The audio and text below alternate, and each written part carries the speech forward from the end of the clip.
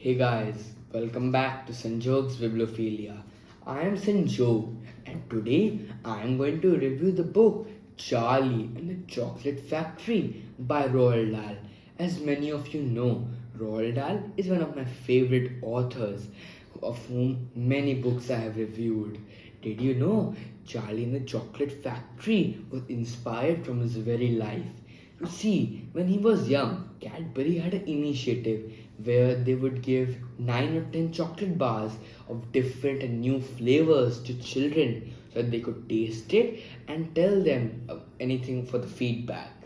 Now, Roald Dahl was one of those lucky children who got to do this, and he took it as an art. So then, when he was thinking about some new ideas for his book, this event was recollected in his mind and decided why not write a book about it. And thus we got a masterpiece like Charlie and the Chocolate Factory. So without further ado, let's begin. This book is about a boy named Charlie Bucket who lived in a very poor family. They were so poor they couldn't even afford chocolate bars. The only time Charlie Bucket got his favorite dessert, which was chocolate, was on his birthday, which was once a year, of course. Now, he was very poor, so they couldn't afford anything else, and they ate the same food 3 times a day. Life was very miserable for the child. And did you know what bothered him the most? The fact that the greatest chocolate maker in history, Mr. Willy Wonka, had his factory right around the corner. Whenever Charlie used to go to school, he always used to see that one factory which he always dreamed of. And he thought to himself, who worked there? As nobody ever went in or out of the factory. And at night, people could see small shadows of people working in there. They always wondered who helped Mr. Willy Wonka make his fantastic chocolate bars. Now, this was a secret that nobody knew, but it was going to be revealed very soon. As Charlie was listening to stories about Mr. Willy Wonka's greatness from his grandfather Joe, when Mr. Bucket, Charlie's father, came into the room and told that Mr. Willy Wonka was going to allow 5 children into his factory. However, they had to find the golden ticket first. Now, Charlie knew that there was a very, very slim chance that he would get the golden ticket. But there was a chance after all, since his birthday was coming up soon enough. Now, the first and second chocolate bar was found already. The first was found by Augustus Gloop, and the second was found by Veruca Salt. Now came Charlie's birthday. He half hoped that there would be a golden ticket inside, but sadly, there was no golden ticket, and he was left disappointed. But he knew there was a very small chance that he would even get it. Then the third and the fourth golden ticket was found. The third was found by a girl named Violet Beauregard, and the fourth was found by a boy named Mike TV. Now there was only the fifth and the last ticket left, and nobody knew where it was. One day, Charlie was going back to his home when he saw a small coin glittering in the snow. He picked it up and saw that it was very deep in the snow, and he realized that someone must have dropped it a long time ago. So he decided, why not buy 2 chocolate bars and then he would give the rest of the money to his mother. He bought the first chocolate bar, nothing. And when he opened the second chocolate bar, there was a glitter of gold inside, and he was shocked as he saw the fifth and the last golden ticket in his hands. Everybody swarmed Charlie to get the glimpse of a golden ticket and asked him and bid prices on it. However, the shopkeeper, a very good man, told Charlie to ignore all of the people around him and go to his home. When he showed the golden ticket to his family, they were shocked and they decided that Grandpa Joe would accompany Charlie into the factory since there had to be some elders with the children, which was mentioned in the golden ticket. The next day, the five lucky children and their families went inside the chocolate factory. Now, you might be asking, who were the small workers? Well, you see, they are the Oompa Loompas, which were this were very, very far away place. They love to eat cocoa beans, and when Mr. Wonka found it out, he told them that he would give them many cocoa beans, and he would even give them chocolate, which is even better than cocoa beans. We all know that. So they decided to work for Mr. Willy Wonka. Now they first went in the chocolate room, where everything was chocolate. It is making my mouth water seriously. Then Augustus Gloop decided he couldn't control his greed anymore and decided to drink water, which was actually chocolate from the chocolate waterfall. However, he slipped and fell into it and was sucked by one of the pipes which removed chocolate from the chocolate river. Now, one of the five children has been removed from the expedition. So let's see who gets removed next in the next part.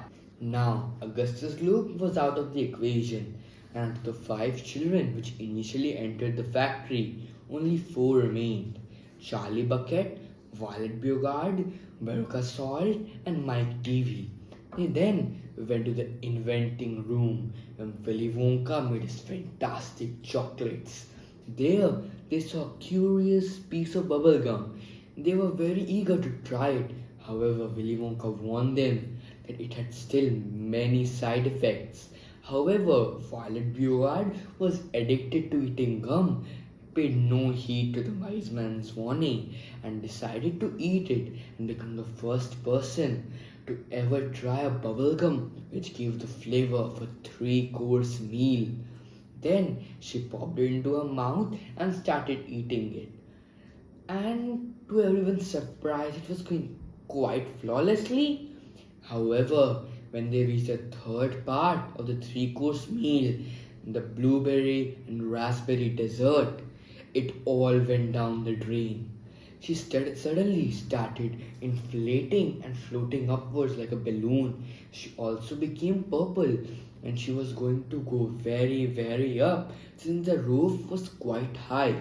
However, the Oompa Loompas formed a chain using themselves and saved her from going any up. Now, there was only three children left: Veruca Salt, Mike TV, and Charlie Bucket. Since the Violet Beauregard was going to be taken to the dejuicing room where she would be cured of this thing, hopefully. Then they decided to go kayaking to the chocolate river and found the nut room where many squirrels worked to crack walnuts out of their shells. Whole, may I add, not in two pieces or more. Whole nut, which is only possible by squirrels. Veruca Salt, being a spoiled brat, decided that she wanted one. However, Willy Wonka wasn't having it, and he told her that she could not have them. But she paid no heed to his warning and quickly rushed off to get a squirrel. However, the squirrels were only taught how to distinguish a bad nut from a good nut. They all thought that she was a bad nut and threw her down the chute, where the incinerator would burn once a week. Even Mr. Willy Wonka didn't know the time and thought that today might be the day that the incinerator was up in flames.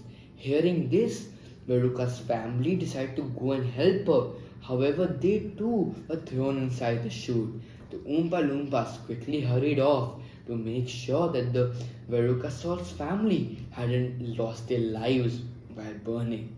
So now only two children are left: Mike TV and Charlie Bucket. One of them, who's going to survive until the end and not get in Mr. Willy Wonka's bad book, is going to get a secret prize. Those who don't know it yet, we do. So find out who gets it. Stay tuned. Now only two participants remained: Charlie Bucket and Mike TV. They then went to the grade class elevator where Mr. Wonka told them that they could go anywhere they wanted, and Mike TV asked whether there was a television room there, since he was addicted to TV, video games, and all those kind of gadgets. When Mr. Wonka replied yes, he was overjoyed, and they together decided to go there. There, they saw revolutionary technology which would allow them to send chocolate or anything else from one TV to the other. Now, he didn't believe it. None of them did. However, Charlie had faith in Mr. Wonka and decided to reach into the TV which was showing the chocolate. And when he touched it, it was in his hands. He was shocked. Now, Mike TV wanted to be the first person alive to be transmitted from one TV to the other. However, there was one side effect. Something very big could become very small when transmitted. Now, Mike TV didn't care and decided to do it anyway. However, when he came out the other side, he was very, very small. Now, the Oompa Loompas decided to take him to the stretching room where they would make him very tall again. Then, Mr. Wonka decided to confront the participants. However, was shocked to see that only Charlie Bucket remained. He then revealed this was all a test to see a successor for the chocolate factory. You see, Mr. Wonka saw that he was getting old and decided to get a child to become his next successor and teach him all of his recipes. He then told Charlie to tell his family to come here, but they couldn't. So they decided to the great glass elevator and busted out of the roof and decided to go to Charlie Bucket's house. However, on the way, they saw the four children returning with their lifetime supply of chocolate. Now, Augustus Gloop was now very thin since he had been thrown up and down a pipe. Veruca's salt was covered in rubbish and other things. Violet Beauregard was indeed cured of her floating and being inflated. However, now she was forever purple. And last but not the least, Mike TV was now very, very tall.